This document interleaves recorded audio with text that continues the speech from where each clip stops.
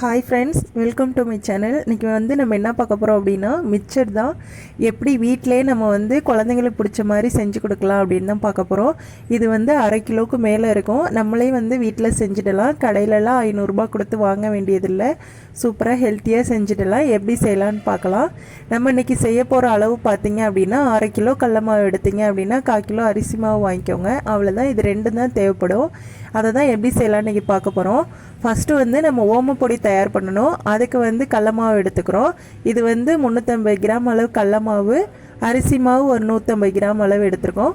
இது ரெண்டையும் நல்லா பிசைஞ்சிக்கோங்க. அதுக்கு தேவையான அளவு உப்பு சேர்த்துட்டு தண்ணி விட்டு பிசைஞ்சிக்க வேண்டியதாக. தண்ணி விட்டு, அதாவது முறுக்கு மாவு பதத்துக்கு பிசையணும். அதாவது புளியும் போது நமக்கு லூஸாக இருக்கணும் அப்படின்னு தண்ணி ரொம்ப சேர்த்துறாதீங்க. கொஞ்சம் கெட்டியாக இருந்தால் தான் அந்த புளியும் போது அந்த ஓமப்பொடி சூப்பராக இருக்கும். இல்லைனா ரொம்ப எண்ணெய் இழுக்க ஆரம்பிச்சிடும். கொஞ்சம் கெட்டியாக தான் பிசைஞ்சிக்கணும். அதாவது முறுக்கு புளியும்ல அந்த பதத்துக்கு இருக்கணும். அந்த அளவுக்கு இருந்தாலே போதும், ஓமப்பொடி சூப்பராக வந்துடும். அரிசி மாவு ரொம்ப சேர்த்துறாதீங்க, ஏன்னா அது கடுக்குன்னு ஆகிடும். அதனால தான் நான் சொன்ன அளவு சரியாக இருக்கும். அரிசி மாவு 350 கிராம் கடல மாவுக்கு 150 கிராம் அளவு அரிசி மாவு சேர்த்தாலே போதும். சூப்பரான மொறு ஓமப்பொடி தயாராகிடும். நம்ம இப்போ மாவு பிசைஞ்சாச்சு. இதை நம்ம உரலில் சின்ன சின்ன ஓட்டையாக இருக்க அந்த அச்சு யூஸ் பண்ணி ஓமப்பொடி தயார் பண்ணிக்கோங்க. இப்போ நம்ம எண்ணெய் நல்லா காய வச்சுருக்கோம். அடுப்பில் எண்ணெய் சட்டி வச்சு எண்ணெய் ஊற்றி எண்ணெய் நல்லா காய வச்சுருக்கோம். அதில் இது மாதிரி ஓமப்பொடி புழிஞ்சு எடுத்துக்கோங்க. நல்லா ரவுண்டாக அப்படியே எண்ணெய் ஃபுல்லாக புழிஞ்சிங்க அப்படின்னா இது மாதிரி ஒரு நல்ல ஒரு இடியாப்போ பெருசாக இருந்தால் எப்படி இருக்கும் அந்த லெவலில் இருக்குது பாருங்கள். அவ்வளோதான். அதை பெரட்டி போட்டு கொஞ்சம் நேரம் வேக வச்சுட்டு எடுத்திங்கன்னா ஓமப்பொடி தயாராகிடும்.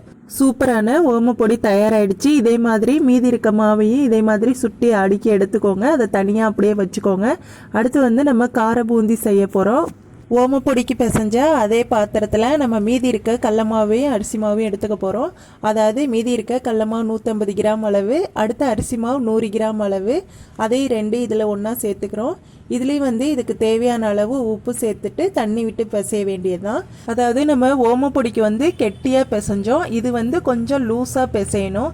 அதாவது தோசை மாவு பதத்துக்கும் கொஞ்சம் லூஸாக இருக்கணும். தோசை மாவு பதம் கூட கொஞ்சம் திக்காக இருக்கும். அதோட கொஞ்சம் தண்ணியாக கரைக்கிறாப்புல இருக்கும். இதை நல்லா கட்டி இல்லாமல் நல்லா தண்ணி கொஞ்சம் கொஞ்சமாகவே விட்டு பிசைங்க. ரொம்ப விட்டிங்கன்னா ரொம்ப தண்ணி ஆகிடும். கொஞ்சம் கொஞ்சமாகவே தண்ணி தெளித்து வேணுங்கிற அளவுக்கு பிசைஞ்சிக்கோங்க.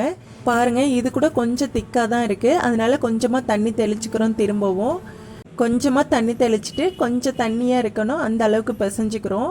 அவ்வளோதான். கட்டி இல்லாமல் நல்லா பிசைஞ்சாச்சு. இந்த அளவுக்கு இருந்தாலே போதும். அவ்வளோதான், மாவு தயாராகிடுச்சு. இப்போது நம்ம இதை பூந்தியாக செஞ்சு எடுத்துக்க போகிறோம். அதுக்கு அதே எண்ணெயை காய வச்சுருக்கோம். அதிலே பூந்தியாக சுட்டு எடுத்துக்கிறோம். சின்ன ஜார்னி தான் எடுத்திருக்கோம். அதில் இது மாதிரி தேய்ச்சி விட்டிங்க அப்படின்னா சீக்கிரம் விழுவுது பாருங்கள். அதுக்கு தான் இந்த அளவில் இருக்கணும் இந்த மாவோட பதம். அப்போ தான் டக்குன்னு உள்ளே விழுந்துடும்.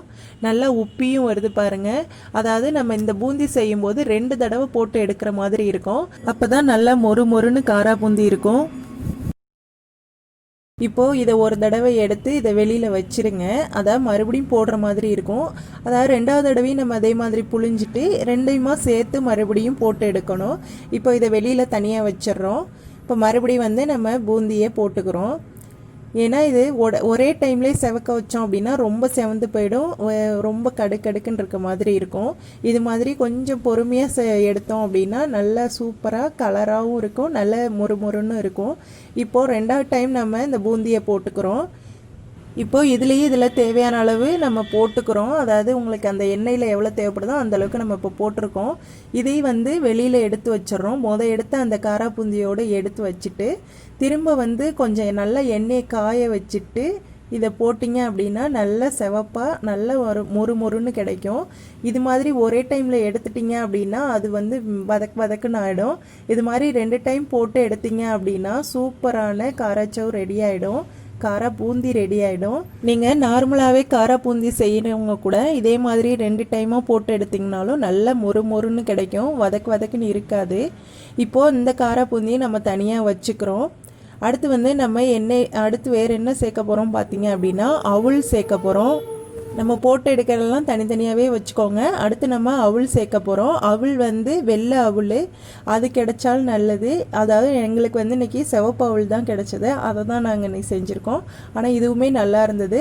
இதை விட வெள்ளை அவுள் கிடைச்சா ரொம்ப நல்லாயிருக்கும் மிக்சர் சாப்பிட்றதுக்கு. இப்போது இந்த சிவப்பு அவல் தான் இதுவும் நல்லா பொரிஞ்சு வந்திருக்கு. அதையும் தனியாக வச்சுருங்க. அடுத்து வந்து நம்ம இதில் வந்து கடலை சேர்த்துக்க போகிறோம். நிலக்கடலை நல்லா காஞ்சது தான்.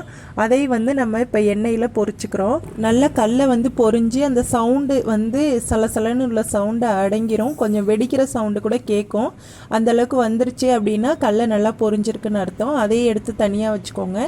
அடுத்து நம்ம ஒரு கைப்பிடி அளவு பூண்டு வந்து தட்டி சேர்க்குறோம். இது வந்து நல்ல மிக்சருக்கு வந்து ஒரு நல்ல ஒரு வாசம் கொடுக்கும். சூப்பராக இருக்கும் பூண்டு சேர்க்கும்போது. இப்போ பூண்டை கொஞ்சம் நேரம் நல்லா செவக்க வறுத்துக்கிறோம். அடுத்து வந்து இதோடய வந்து கருவேப்பிலையும் போட்டு தாளிச்சுக்கிறோம். பூண்டு எடுக்க போகும்போது கருவேப்பிலை கொஞ்சம் சேர்த்து அதையும் ரெண்டையும் ஒன்றா எடுத்துடலாம். ரெண்டையும் தாளித்ததுக்கப்புறம் எடுத்துருங்க. நல்லா செவந்துருச்சு பாருங்கள். அதை இப்போ எடுத்துக்கிறோம். எடுத்து இதை வந்து நம்ம காராபூந்தி செஞ்சு வச்சோம்ல அதோடு இதை சேர்த்து வச்சுருங்க. அதுக்கு முன்னாடி நம்ம அவலில் வந்து கொஞ்சமாக மஞ்சத்தூள் கலந்து அதை நல்லா மிக்ஸ் பண்ணி விடுறோம். ஏன்னா அந்த கலர் நல்லாயிருக்கும். அந்த அவலில் அந்த கலர் சேரும்போது சூப்பராக இருக்கும். இப்போ மீதி நம்ம எல்லாத்தையுமே வந்து ஒன்றா மிக்ஸ் பண்ண வேண்டியதான் அடுத்த வேலை.